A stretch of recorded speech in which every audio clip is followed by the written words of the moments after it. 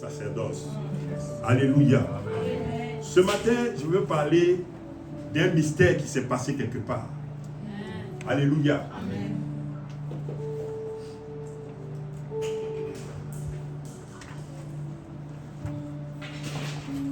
Je veux prier, toujours prier, prier jusqu'à ce que tu m'exauces.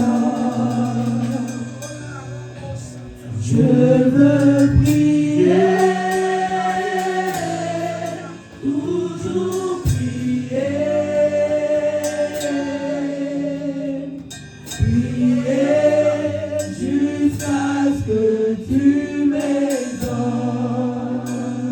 Alléluia. Sans plus tarder, nous allons prendre nos Bibles dans le livre de 1 Samuel au chapitre 22.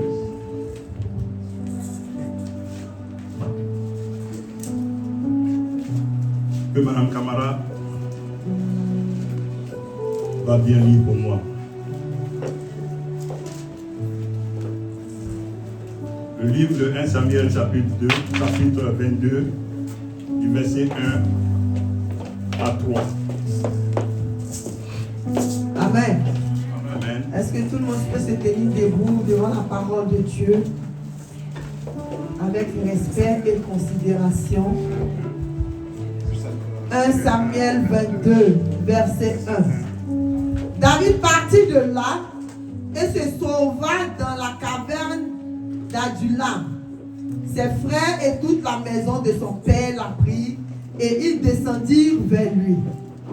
Tous ceux qui se trouvaient dans la détresse, qui avaient des créanciers ou qui étaient mécontents, se rassemblèrent auprès de lui et il devint leur chef. Ainsi se joignirent à lui environ 400 hommes. Verset 3.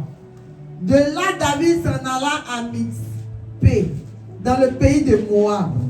Il dit au roi de Moab, permets, je te prie, à mon père et à ma mère de se retirer chez vous, jusqu'à ce que je sache ce que Dieu fera pour moi. Que Dieu bénisse sa parole. Alléluia. Alléluia. Amen.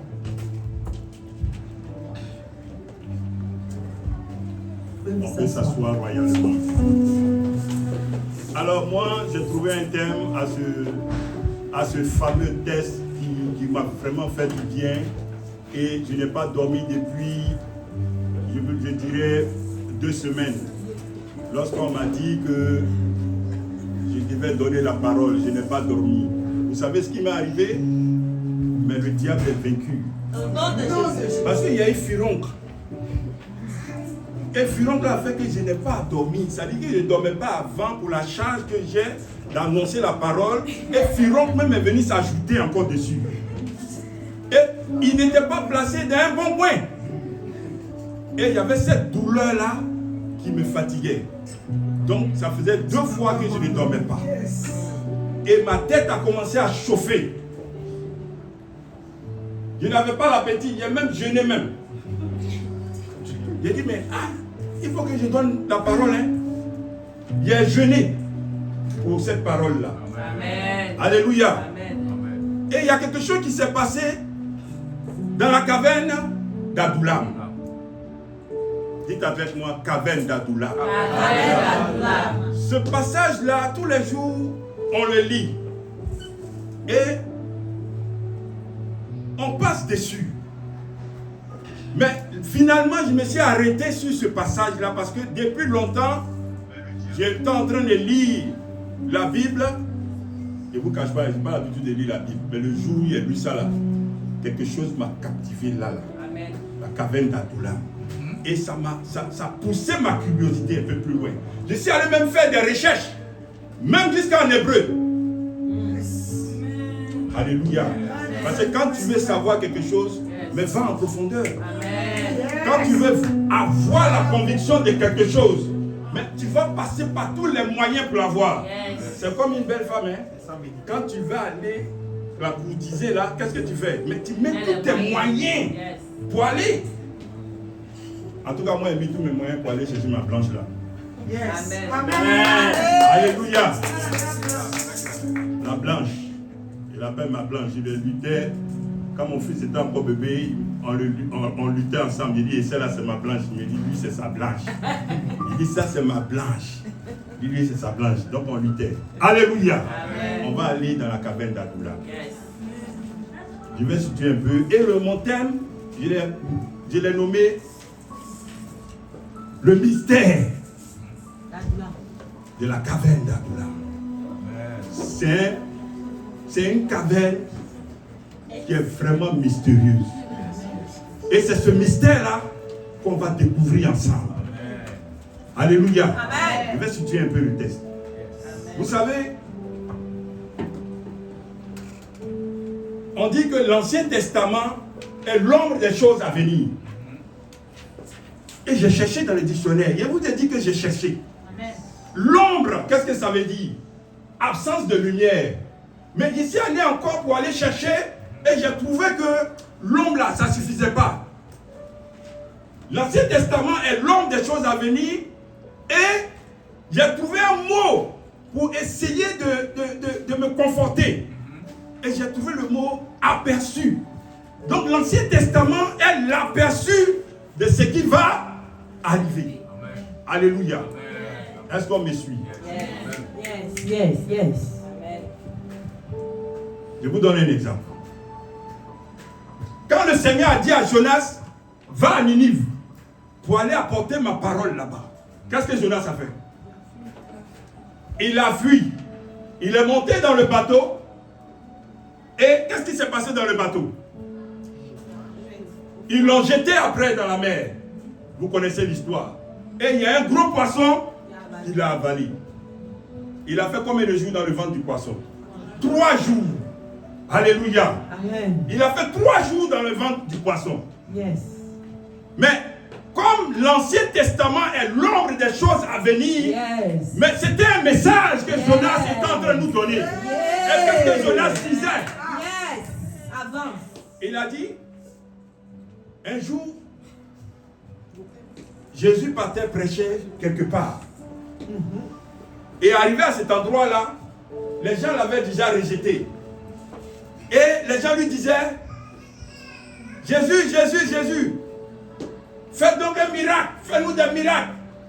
Jésus les a repris pour leur dire que vous n'aurez pas un autre miracle que celui de Jonas. Mais qu'est-ce qu'il voulait dire par là? L'aperçu des choses à venir. Jonas a fait 3 jours dans le ventre du poisson. Et l'aperçu des choses à venir, c'est que Jésus voulait leur dire par là que je vais mourir. Et au 3e jour, je vais ressusciter. Yes. Alléluia. Amen. Et c'est ce que la Bible nous dit dans l'Ancien Testament. Je vais encore plus loin. Moïse, il est allé en Égypte, il a pris ses frères. Les Égyptiens n'étaient pas contents. Ils ont poursuivi les Cananéens, ils ont poursuivi Moïse et ses frères. Et arrivé à la mer Rouge, qu'est-ce qui s'est passé? Moïse a fendu la mer Rouge. Et le peuple a traversé. Mais comme c'est l'ombre des choses à venir, c'est un aperçu de ce qui va se passer, il y avait encore Jésus là, dans cet endroit-là. La traversée du peuple, dans cette mer rouge là, c'était un baptême. Yes. Et Jésus, Yes. celui qui a accepté Jésus, Amen. il doit être baptisé par les eaux. Amen. La traversée de la mer rouge était que l'esclavage, ils ont laissé l'esclavage, ils ont laissé les Égyptiens. Et quand tu acceptes Jésus, que tu te fais baptiser, tu abandonnes tous tes péchés. Yes. C'est un aperçu de ce qui va arriver. Alléluia. On revient maintenant à notre texte. J'ai cherché la définition des cavernes. Je vous ai dit que je n'ai pas dormi. Caverne, hey. Ce mot-là m'a fatigué. Amen. Je vous dis ce que j'ai écrit. J'ai regardé dans le dictionnaire, il a mis que caverne est une cavité souterraine, naturelle, souvent vaste et profonde, creusée dans un roc. Entre parenthèses, c'est une grotte. Je suis allé en hébreu pour demander aux hébreux. J'ai dit, mais caverne, ça veut dire quoi? Il y a un hébreu qui s'est levé là-bas. Et me dit, ah, caverne, dans notre langue là, ça veut dire Meara. Meara, qui signifie aussi ouverture. Quand on va aller dans le livre de Luc 5, vers le verset 17, pasteur.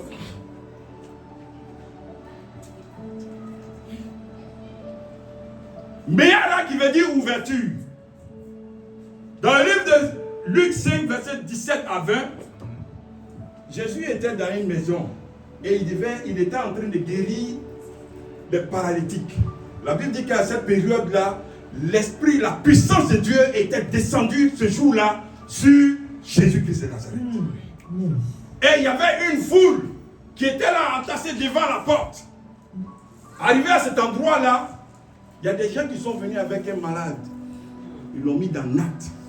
Je suis en train de te parler de Meara. Qui veut dire ouverture. Qui veut dire caverne. En hébreu, ouverture.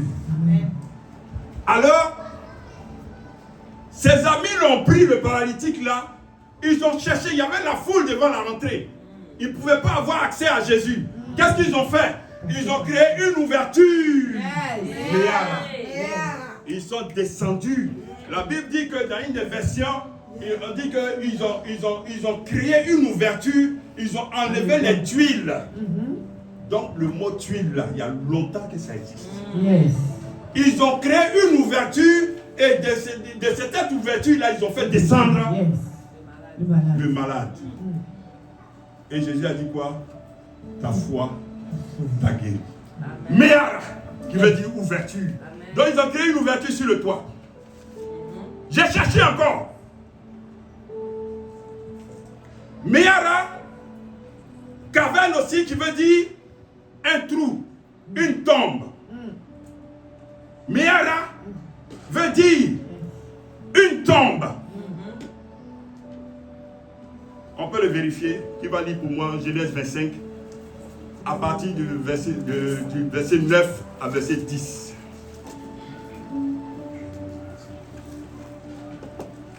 Je lis la parole de Dieu. Genèse 25, verset 9. Isaac et Ismaël, ses fils, l'enterrèrent dans la caverne de Macpéla, dans le champ des fonds, fils de Sochar, le Hétien, vis-à-vis de Mamré.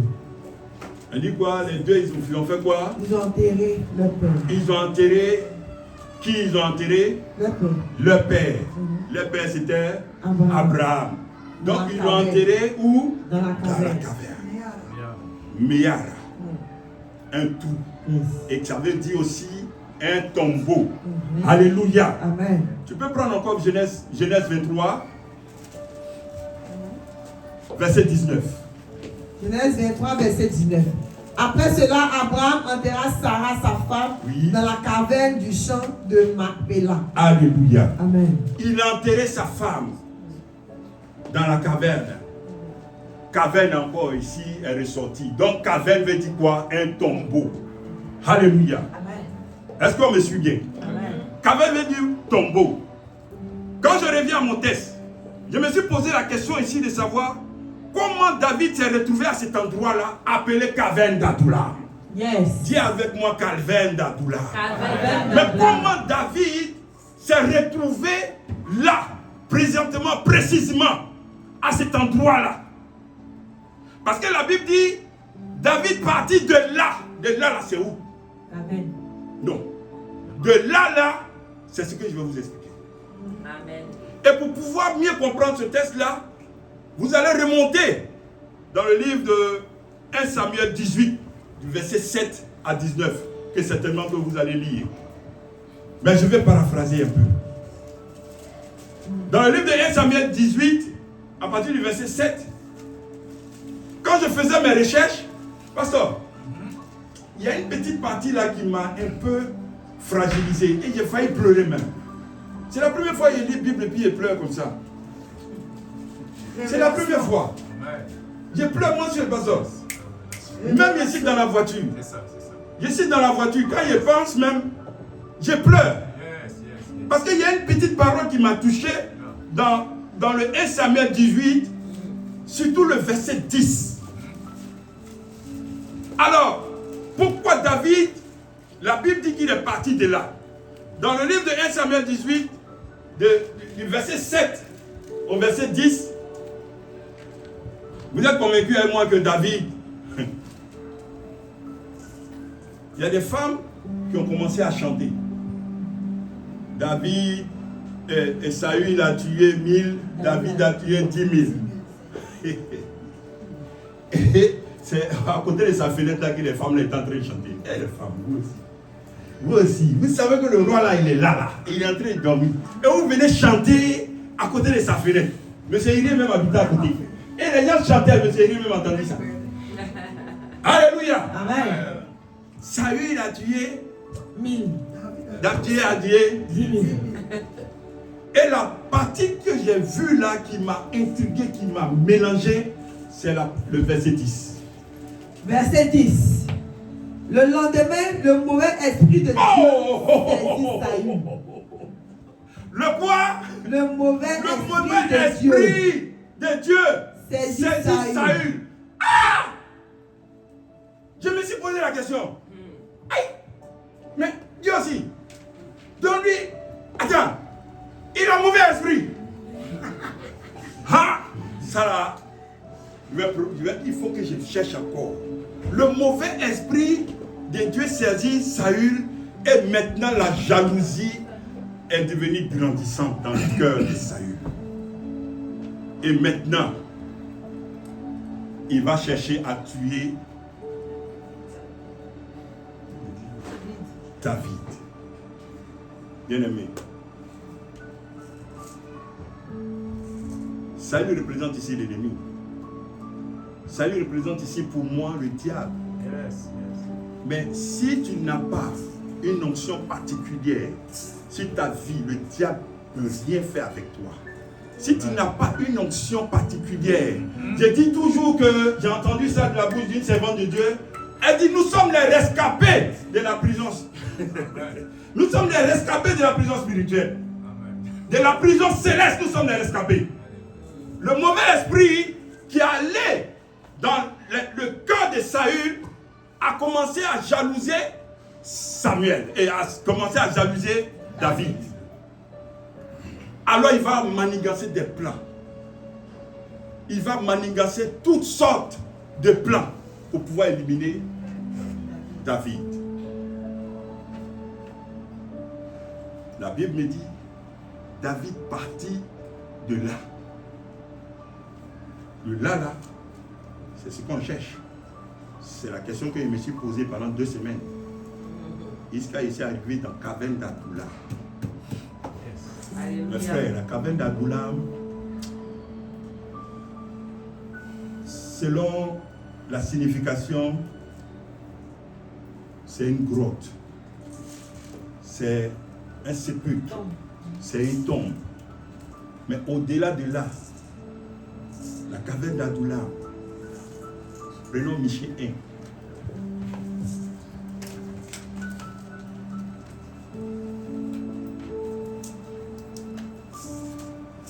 Le livre de Michée, le 15e verset. Je t'amènerai un nouveau maître, habitante de Marécha. La gloire d'Israël s'en ira jusqu'à Adullam. Jusqu'à où ça? Adullam. Donc Adullam n'est pas une simple grotte. Alléluia. Mon frère, ma soeur, je vais te dire ce matin que tu es à Adullam. Tu te retrouves à Adullam. Alléluia. Amen. On dit quoi? La gloire de Dieu. Donc dans Adullam là, il y a une gloire dans Adullam. Yes. Et le diable te cherche. Pourquoi? Parce que tu es oint de Dieu. David a été oint par Samuel. Alléluia. Il avait l'onction royale sur lui. Mais Pasteur, ce que je n'ai pas compris avec David, son affaire là, parce que Samuel est l'un des rares prophètes. Quand il dit quelque chose, ça arrive. Il a prophétisé que Saül allait être roi. Mais pourquoi pour David là, ça met du temps, pendant que pour Saül, ça a été en même temps? Pourquoi ça met du temps? Et il fallait qu'il passe par la caverne d'Adullam. Un lieu de brisement. Un lieu de brisement. Il fallait que David aille vers lui-même. Et pour qu'il ressorte cette gaillardie. J'ai apprécié la dernière fois ici quand maman a dit, j'ai dit, oh, elle est un peu dans mon message. Maman a dit à maman Kamena, connais-toi, connais ton identité. Mais David avait besoin de connaître son identité. S'il était encore dans le palais royal, il n'allait pas connaître son identité. S'il était encore dans les rues où les femmes chantaient, oui, ça a eu un Dieu, où les gens le glorifiaient, il n'allait pas connaître son identité. Il fallait qu'il passe par la caverne d'Adullam. Alléluia. Dis avec moi la caverne d'Adullam. Alors Samuel, David, la Bible dit qu'il est parti de là. Quand il a su que Saül veut le tuer, il a fui Saül. Il allait où? Il allait se réfugier. Il était devenu comme un exilé. Il allait se réfugier dans le pays de Gath, ses ennemis. Il a tué beaucoup de gens là-bas. David, dans sa fuite, dans le pays de Gath, les habitants de là-bas l'ont pris. Ils l'ont pris. On dit, ah, ce gars-là, il ressemble à David, hein, lui qui a tué. Ils sont allés l'envoyer devant le roi de Gath. David était obligé de se jouer les fous. Il a commencé à grimper sur les murs. Et il a fait sortir la salive de sa bouche.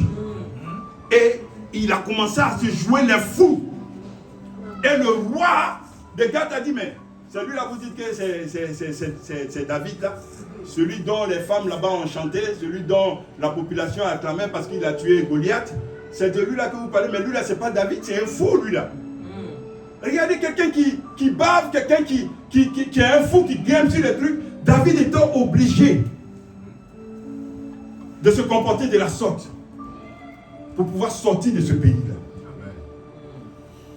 Et David a fui le pays. Où il va aller?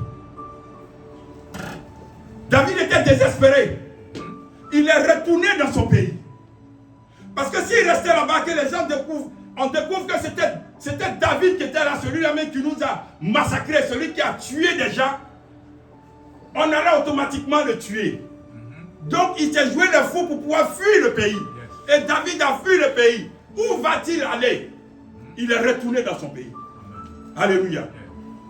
Quand il est retourné dans son pays, il ne peut plus aller dans la maison de son père Isaïe.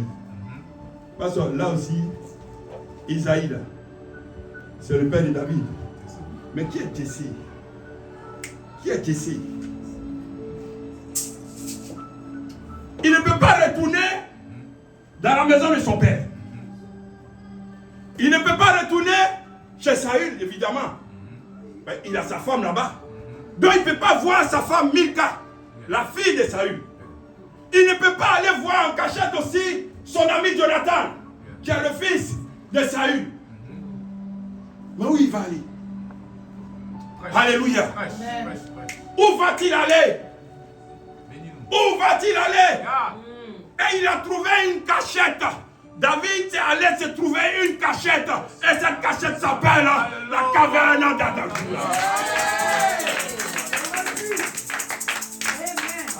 Et j'ai cherché dans la Bible. J'ai cherché. Oh. Je suis encore allé voir les Hébreux. Je te dis, je leur ai demandé, mon frère, Adullam là, ça veut dire quoi? Voici ce qu'il m'a répondu. Adullam veut dire justice du peuple. En hébreu. Justice du peuple. Ou refuge. Alléluia. Pourquoi justice du peuple? Parce que vous savez que Dieu, c'est un Dieu juste. Il n'aime pas l'injustice. Là où il y a l'injustice, Dieu n'est pas là-bas. Mais comment se fait-il que David se retrouve dans un endroit qu'on appelle la justice du peuple? On va le découvrir ensemble. Amen. Alléluia. Amen, amen, amen, amen. Et dans cette grotte d'Adullam, parce que David ne pouvait pas aller chez Saül, il ne pouvait pas aller voir sa femme, il ne pouvait pas aller voir en cachette son ami, qui est Jonathan, il ne pouvait pas aller chez ses parents. David s'est retrouvé seul. David s'est retrouvé seul. Et c'est dans ça que je dis, David allait vers lui-même. David allait vers lui-même. Peuple de Dieu, souvent il faut aller vers toi-même. Il faut aller te remettre en cause. Et David a commencé à pleurer. Et c'est dans cette grotte d'Adullam que David a écrit le psaume 142 qu'on va lire. Amen. Alléluia.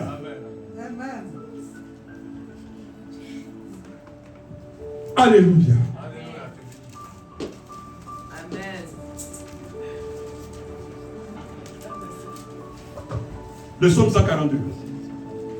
Psaume 142, cantique de David, lorsqu'il était dans la caverne, prière.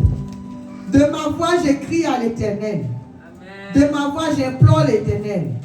Je répands ma plainte devant lui. Je lui raconte ma détresse.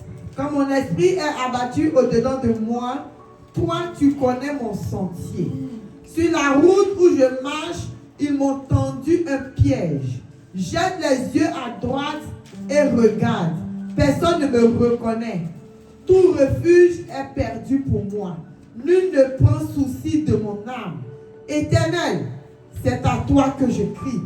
Je dis, tu es mon refuge, mon partage sur la terre des vivants. Sois attentif à mes cris, car je suis bien malheureux.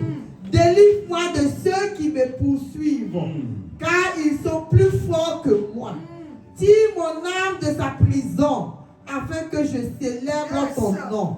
Les justes viendront m'entourer quand tu m'auras fait du bien. Que Dieu bénisse sa parole. Alléluia. Vous avez vu la prière de David? On pourrait dire que David se lamentait. Parce qu'il n'avait personne, il était seul. Il dit, bon, je vais me retrouver dans cet endroit-là et je vais mourir tranquillement. Là, il n'aura personne pour venir me regarder, il n'aura personne pour venir me pleurer. Je vais mourir tranquillement. David voyait Adullam, la caverne d'Adullam, d'une autre manière. Il le voyait comme une tombe. Mais David n'a pas compris pourquoi Dieu l'a envoyé à cet endroit-là. Et Dieu ne lui a pas répondu. Il se lamentait, il pleurait. Il dit, il vaut mieux que je meure ici et puis c'est fini pour moi. Mais pendant que tu es à Adullam et que tu penses que c'est fini pour toi, il y a quelqu'un qui est là-haut, qui te regarde, qui a un plan pour toi. Alléluia. Amen, amen, amen, amen. Et Adullam, dans cette grotte, David se sentait seul. Et j'ai noté ici que Adullam est un lieu de brisement. Pourquoi? Parce que quand David se lamentait, au passage, il ne pouvait pas retourner chez son père. Parce que ses frères le jalousaient. C'est quelqu'un qu'on a mis à part. C'est quelqu'un qu'on a rejeté. Quand Samuel voulait oindre un roi, Dieu lui a dit, va dans la famille d'Isaïe. Que là-bas, il faut oindre mon roi qui est là-bas. Je me suis choisi quelqu'un là-bas. Vas-y. Et quand il allait, Isaïe, qui est le père de David, avait sorti tous ses enfants. Ils étaient au nombre de 7. Des vieillards, des gaillards. Et quand Samuel les a vus comme ça, il dit, oh, certainement que c'est ce gars-là. Il est bien grand, il est bien gaillard. Or, le fait d'être gaillard et que tu n'as rien dans la tête. Il était découragé. Et il était négligé dans sa famille David.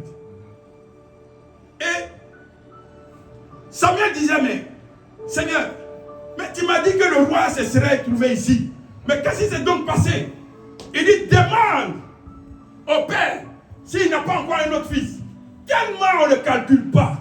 On dit, il a posé la question, est-ce que vous n'avez pas encore un autre fils quelque part? On dit, oh, celui-là, il est quelque part derrière la mouton là-bas. Mais je ne pense pas que ce soit lui. Oh. On dit, bon, appelez-le. Quand David s'est présenté, c'était lui que le Seigneur avait choisi. Il avait l'option royale. Il a été oint royalement. Alléluia. Il a été oint royalement. Et j'ai nommé Adullam comme un lieu de brisement. Un lieu où Saül, où David se sentait seul. Mais pour que Dieu travaille son brisement, qu'est-ce qu'il va envoyer? Retournons à notre texte. 1 Samuel 22.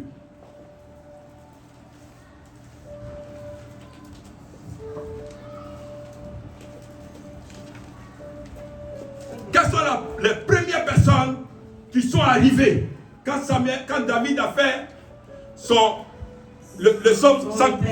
voilà. Quelles sont les premières personnes qui sont arrivées? Ses frères.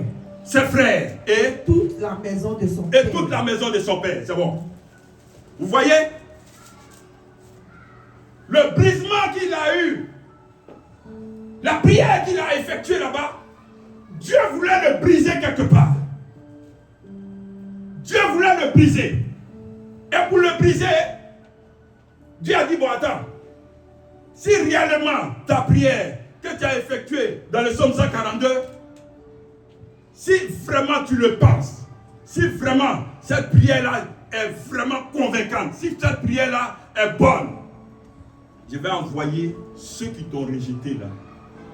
Parce que tu n'étais pas considéré dans ta famille. Donc les premières personnes qui sont venues, c'est quoi? Ses frères et la maison de son père. Ceux qui le rejetaient. David les a reçus à bras ouverts. Alléluia. Amen. David les a reçus à bras ouverts. Et ensuite, quand David les a reçus à bras ouverts, quels sont ceux qui sont arrivés? Les créanciers. Les créanciers. Et ceux qui sont dans la détresse. Et ceux qui sont dans la détresse. Et qui d'autre? Ceux qui sont mécontents. Les mécontents. Ce sont les opposants. Ceux qui réclamaient justice. Ceux qui réclamaient justice pendant que Adullam veut dire justice du peuple. Là où il y a le peuple, il y a Dieu. Alléluia. Et ils étaient au nombre de combien? Ceux qui sont arrivés.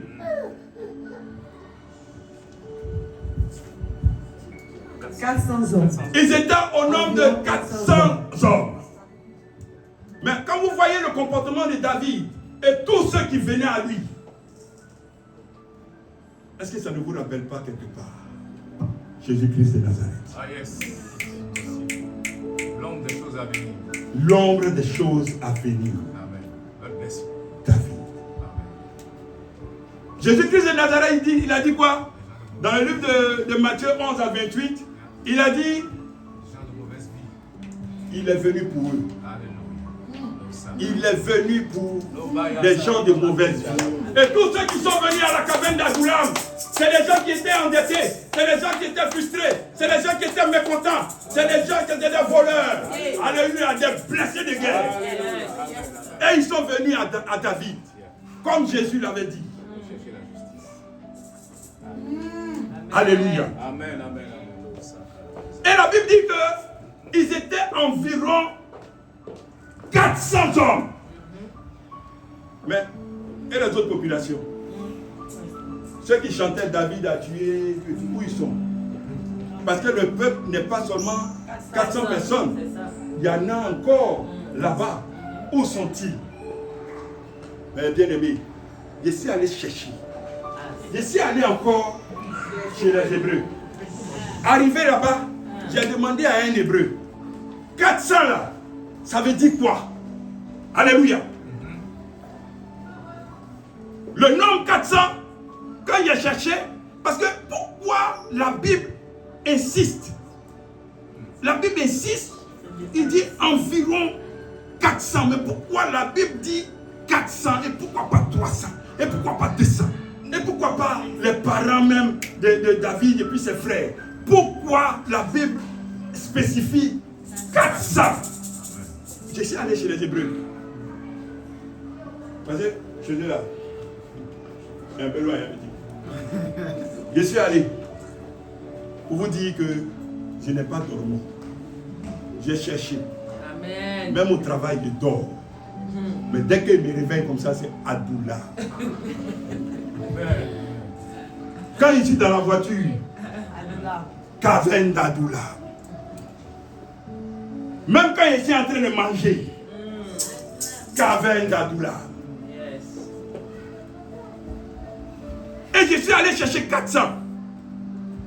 Dans la langue hébraïque, 400 est associé à la dernière lettre de l'alphabet qui veut dire Tav. 400 qui veut dire Tav, T-A-V en hébreu. Je suis allé chercher. Effectivement, oui. Je suis allé chercher. J'ai laissé Grâce, j'ai laissé Emmanuel, j'ai laissé ma jolie femme.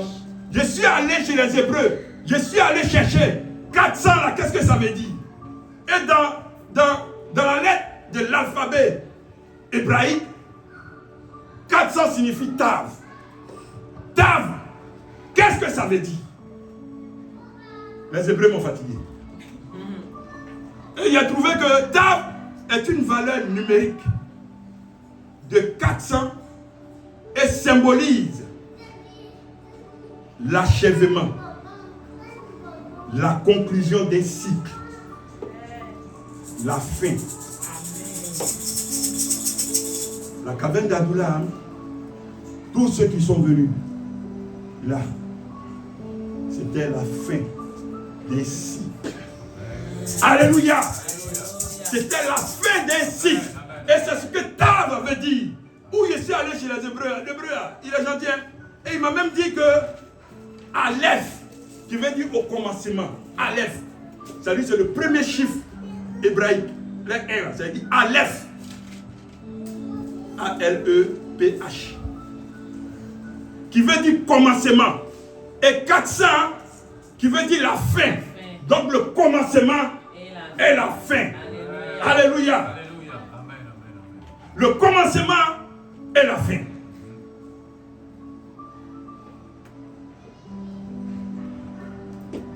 Il peut aussi représenter un signe ou une alliance. 4, le chiffre 4. On va décortiquer un peu les 400. Le chiffre 4, les Hébreux m'expliquent que c'est la stabilité. C'est-à-dire que pour que quelqu'un soit bien assis sur une chaise, il faut 4 piliers. Alléluia. Amen. Et les zéros là, c'est comme si, quand ils calculent le zéro et le centre. Et ici, ils ont mis, c'est une source cachée. Une source centrale du zéro. Tout part du zéro. Une source centrale. Donc, il veut dire la croix.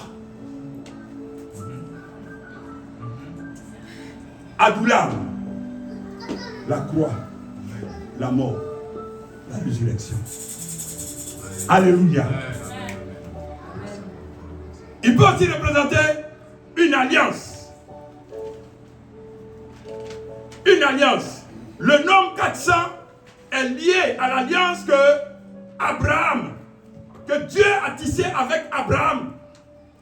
Et à la période de 400 ans, l'esclavage en Égypte qui devait précéder la libération de ses descendants. 400 ans. Dieu avait tissé une alliance. Alléluia. Tav aussi. Il y a un petit hébreu là qui était assis là-bas. Il dit, viens père, il faut que je te dise aussi. Tav aussi veut dire, c'est une marque que Dieu a fait apposer au front des élus. En l'occurrence, ceux qui souffrent et ceux qui sont victimes des horreurs du monde. Amen. Les 400. Adoulam, c'est décrit comme un lieu de la justice du peuple. Et l'hébreu me dit, c'est une marque que Dieu fait apposer au front des élus. Donc je conclus que ceux qui sont rentrés à Adoulam, ils ne sont pas simples. Ils ne sont pas simples. Alléluia. David a pris ses parents. Il les a envoyés, il les a enlevés dans la caverne et il les a envoyés dans le pays de Moab. J'ai cherché encore. Mais pourquoi il enlève ses parents pour les envoyer dans le pays de Moab? Et il allait les confier au roi de Moab. Et dans mes recherches, je vois que tout part de Ruth. Ruth la Moabite. Donc il y avait un lien de parenté. Et les gens ont sécurisé la famille de David. Et David est retourné là-bas. Alléluia. Alléluia. Tav aussi signifie un signe d'amour divin. Et le salut de la rédemption. Tav. Vous voyez comment la Bible n'est pas écrite de manière bizarre. On doit lire la Bible parce que chaque lettre de la Bible est accompagnée d'un esprit. Alléluia. Amen. Alléluia. Amen. Geye atuona tabao nagise sonade moa Geye lago atuona tabao nagise sonade moa Oh tu es tout pour moi Anneau de Dieu tu es tout pour moi Moi je n'ai personne derrière moi Personne devant moi, toi tu es tout pour moi. Oh, oh Jésus, il n'y a personne derrière moi, personne devant moi, tu es tout pour moi. Oh. Et la go, nagise sonate moa, yeah à tout on a tabao, à tout on a tabao, nagise sonate moa. Mwana nule beyi mama o, kepa o, naise mwana nuo, nyamu manye nule o, nyamu niyo, niyo, niyo, wa, sonate moa. Alléluia. L'Ancien Testament est l'homme des choses à venir. Dans le processus de réconciliation entre Jacob et son frère. Alléluia. Ésaü. Dans ce processus de réconciliation-là, Jacob devait rencontrer son frère. Et la Bible me dit encore que Ésaü a rassemblé 400 hommes. 400. Le nombre 400 est cité plein de fois dans la Bible. Mais particulièrement, l'aperçu des choses à venir me dit que Jacob, Ésaü a rassemblé 400 personnes parce qu'il s'est dit que quoi? Si son frère vient, je vais le tuer parce qu'il m'a hiéré, il m'a doublé. Mon frère, ça va? Il m'a doublé. Il dit, ce gars-là, on va se rencontrer. Je prends mes hommes, 400, et je vais aller le croiser. Ça, c'est dans le processus de réconciliation.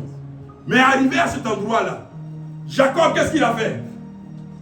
La Bible me dit que Jacob était d'une manière ou d'une autre à Adullam.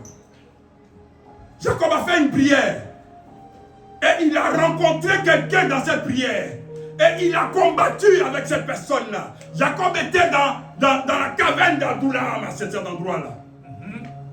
Et il y a eu un choc. Et dans la caverne d'Adullam, quand tu rentres dans la caverne d'Adullam et que tu ressors de la caverne d'Adullam, tu n'es plus la même personne. Jacob a rencontré quelqu'un et il n'a plus été la même personne. Il est devenu Israël. Amen. Parce qu'il a rencontré quelqu'un à Adullam. Alléluia. Alléluia. Amen.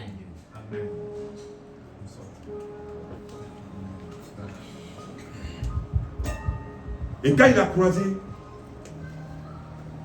Jacob, la Bible dit qu'il y a eu un changement qui s'est opéré. Tu ne peux pas rentrer dans la caverne d'Adullam et ressortir tel que tu es rentré. Alléluia. Amen.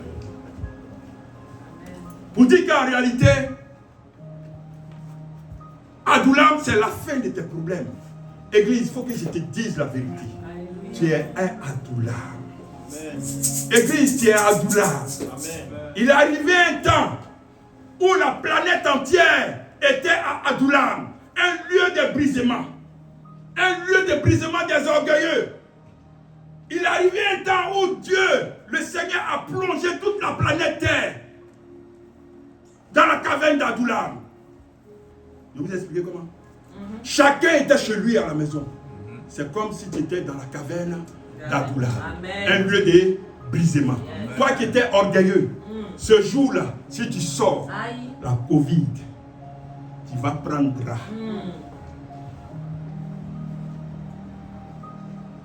Tout le monde était devenu droit. Tout le monde est rentré en lui-même. Et tout le monde a commencé à converger. Tout le monde a commencé à réfléchir sur son comportement. Tout le monde a commencé à regretter ce qu'il a fait à son frère, à sa soeur. Tout le monde a commencé à se comporter en bien. Mais pendant ce temps, on était cachés. David s'est caché à Adullam. Et là-bas, Dieu l'a brisé. La planète entière était à Adullam. Mon frère, tu es à Adullam, à cette église. Un lieu de brisement. Un lieu de brisement. Où c'est la fin. La fin de tes problèmes. C'est la fin de ta détresse. C'est la fin de tes dettes. C'est la fin de ton stress. C'est la fin de ton mécontentement. C'est la fin de ta frustration. Adullam est une saison. Chacun de nous aussi a traversé une saison. Chacun de nous a traversé une saison. Alléluia. Alléluia. Adullam, c'est une école où on vient apprendre. C'est une école. Adullam, c'est l'église où nous sommes. Et l'homme de Dieu est David. Il nous enseigne. Il nous enseigne. Alléluia. Et chacun de nous a quelque chose en lui qui doit faire sortir au sortir d'Adullam. Tu ne rentres pas dans Adullam et puis revenir comme tu es. Dieu t'amène parfois à Adullam pour te protéger de ceux qui veulent te tuer. Amen. Yes. Amen. Adullam est une saison cachée où Dieu te forme, où Dieu forme des champions en secret. Yes. Dieu t'envoie à Adullam pour te former, pour former ton caractère, pour former ton cœur, pour former ta patience, pour former ta foi, pour former ta fidélité et pour former ta loyauté. Pasteur, tu as parlé de loyauté la dernière fois. Il faut être loyal. Amen. Alléluia. Amen. La caverne d'Adullam. Adullam signifie aussi un endroit sécurisé. Un endroit sécurisé. L'ombre des choses à venir. On avait dit que Adullam aussi, c'était une tombe.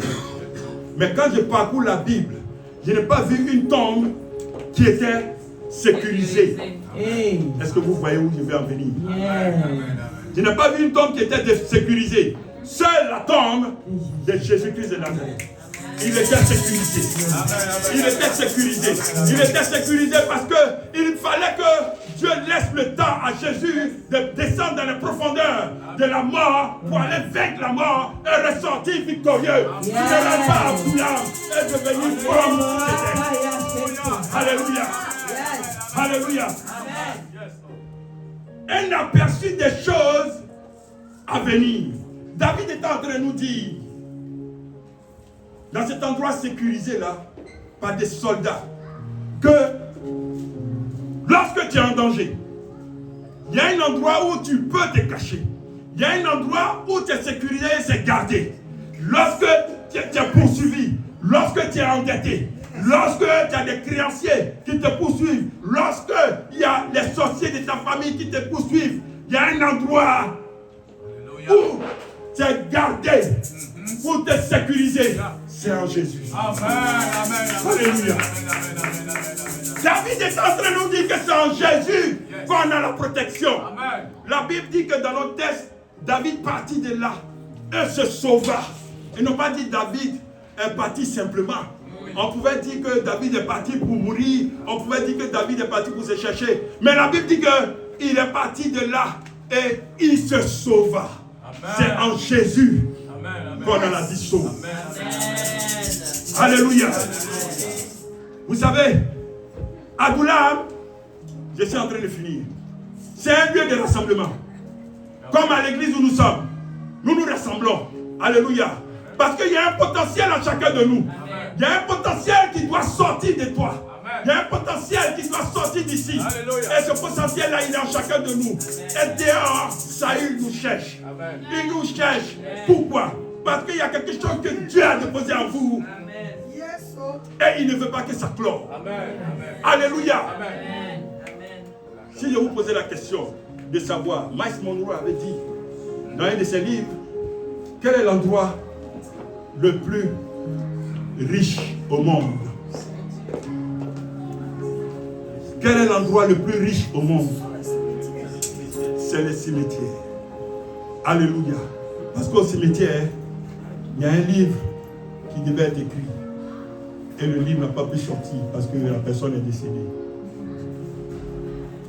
Au cimetière, il y a quelqu'un qui devait être aujourd'hui, présentement, en train de prêcher la parole, en train d'annoncer la bonne nouvelle. Mais il est au cimetière. C'est une grande richesse qui est partie. C'est un orateur, c'est un évangéliste qui est parti. Alléluia. Amen. Le cimetière est un endroit très riche. Mes frères et sœurs, cherchons Jésus. Amen. Cherchons Jésus. Amen. Cherchons Jésus. Amen. Et on a un seul but, nous tous qui sommes ici assis à l'église, à Adoulam. Le seul but que nous avons, c'est de se rencontrer au ciel. Alléluia. On a un but commun. Alléluia. Amen. Alléluia. Et la vieille.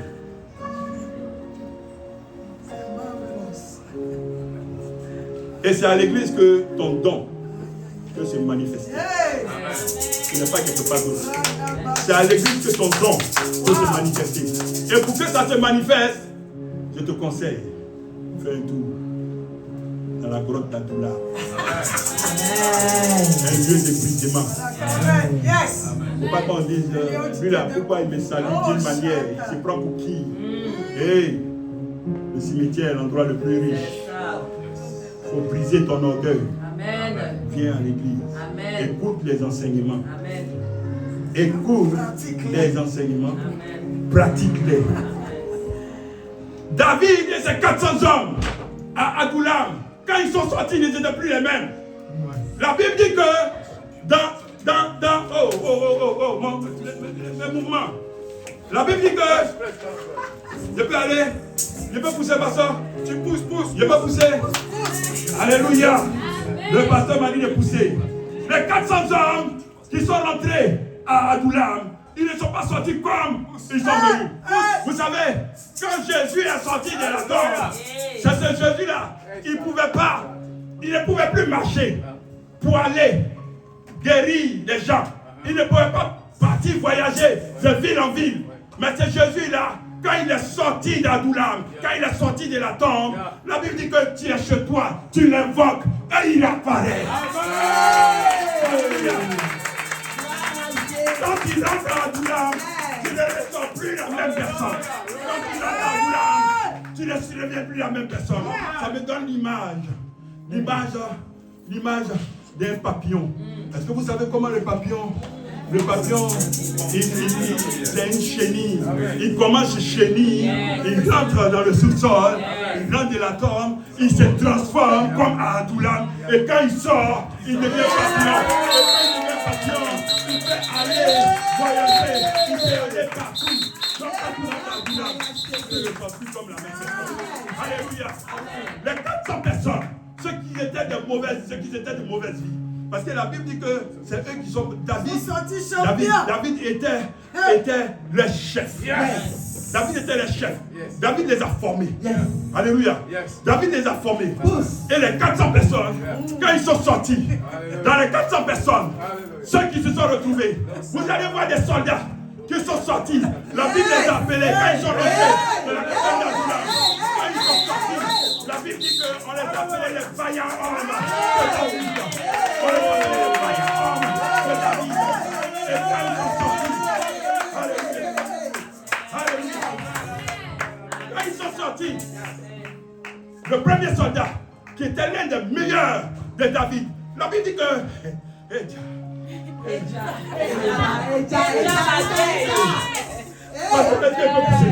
Parce que est-ce qu'il peut pousser? Pousse. Alléluia.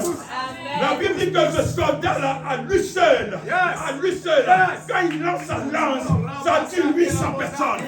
Lui seul, sa lance, ça tue 800 personnes. C'est-à-dire que c'est comme une flèche. Quand tu prends la flèche et que tu la charges comme ça, quand lui il lance ça, ça dit que jusqu'à ce que la flèche perde dans sa force, il y a 800 personnes. Amen. La caverne d'Adoula.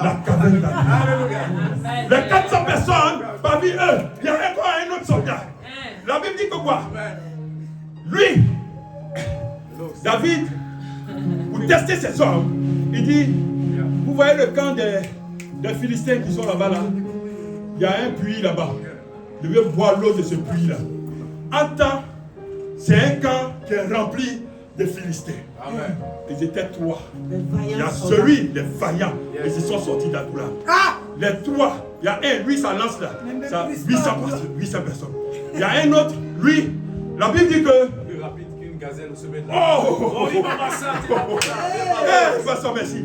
La Bible dit que lui là, il y a un soldat qui mesure plus de 2 mètres. Amen. Et sa lance là, c'est comme un poteau électrique. Mais ce dernier là, qui a été formé dans la caverne d'Adoula, là où il est sorti, il est sorti vaillant. Amen. Il a tué ce gars de 2 mètres là, avec sa lance qui mesurait comme un poteau électrique que vous connaissez là. Il a, avec un bâton, un seul bâton, il a tué l'Égyptien. Yes. Un seul bâton. Amen. Un seul bâton. Alléluia. Avec un seul bâton, Champion de il a tué. Alléluia. Il y a un autre, lui pendant la neige, où il fait froid, où tout est gelé. Lui, c'est lion, il allait tuer.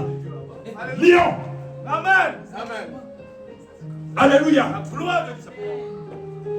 Adoula. Amen. La gloire de La caverne d'Adoula. Alléluia. Amen. Et les 400 hommes, quand ils sont sortis de là, ils sont devenus des vaillants héros. Des vaillants héros. Alléluia. Amen. Et c'est maintenant Jésus qui devait marcher, qui est sorti de la caverne d'Adoula. Maintenant, il ne marche plus. Il ne va plus de village en village. Il apparaît. Il apparaît. Adoulam, tu changes de vie. Adoulam, tu changes. Adoulam te transforme. Alléluia. Adoulam, il y avait une gloire, Michel a dit. Il y avait une gloire à Adoulam. Mais la caverne d'Adoulam, qu'est-ce que tu m'as fait?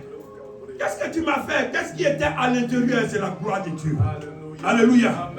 Et les vaillants soldats de David, la Bible les déclare comme des vaillants.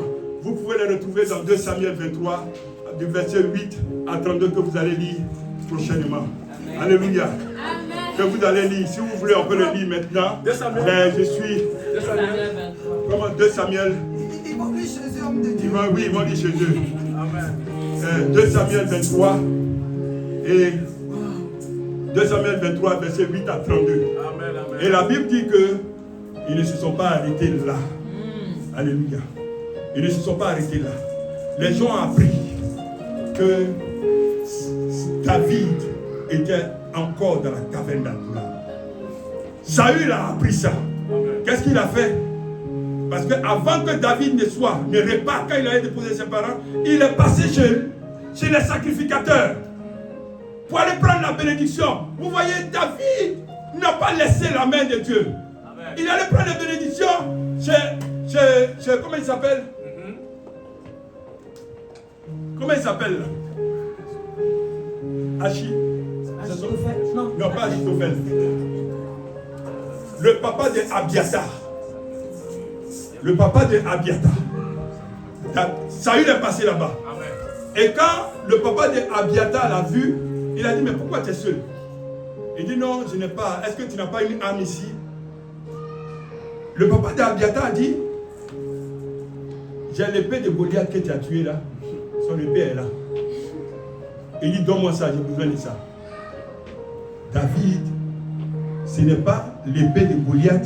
Il ne pouvait pas soulever même l'épée de Samuel, de Saül.